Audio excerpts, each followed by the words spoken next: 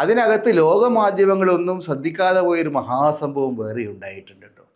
ലോകത്തിൻ്റെ BBC-യോ CNN-ഓ അങ്ങനെയുള്ള മാധ്യമങ്ങളൊന്നും അത് വേണ്ടതും കണ്ടറിഞ്ഞില്ല. ഒന്നാമത് ഈ ട്രംപ് മുതൽ കാർണി വരെയുള്ള പ്രമാണിമാരുടെ ബഹളത്തിനിടയിൽ അവർക്കത് നോക്കാൻ അറിയാഞ്ഞിട്ടായിരിക്കും. അത് നമ്മുടെ സഖാവ് രാജീവ് ദാവോസിൽ നേടിയെടുത്ത സംഭ്രമജനകമായിട്ടുള്ള നേട്ടങ്ങളുടെ കഥകളാണ്.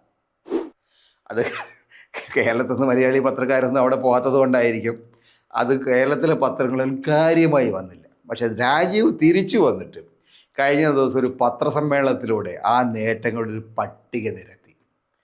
ആ പട്ടിക വായിച്ചു നോക്കിക്കഴിഞ്ഞാൽ ശരിക്കും മലയാളികളായിട്ടുള്ള ആളുകൾ രോമാഞ്ചം കണ്ണു തള്ളി നിൽക്കും. 1.25 ലക്ഷം കോടി, 1.25 കൃത്യം തികയില്ല, 1.18 ലക്ഷം കോടി രൂപയുടെ നിക്ഷേപമാണ് കേരളത്തിലേക്ക് ദാവോസിൽ നിന്നും ഒഴുകി വരാൻ പോകുന്നത് എന്ന് നമ്മുടെ വ്യവസായ മന്ത്രി കഴിഞ്ഞ ദിവസം പത്രസമ്മേളനം പ്രഖ്യാപിച്ചു.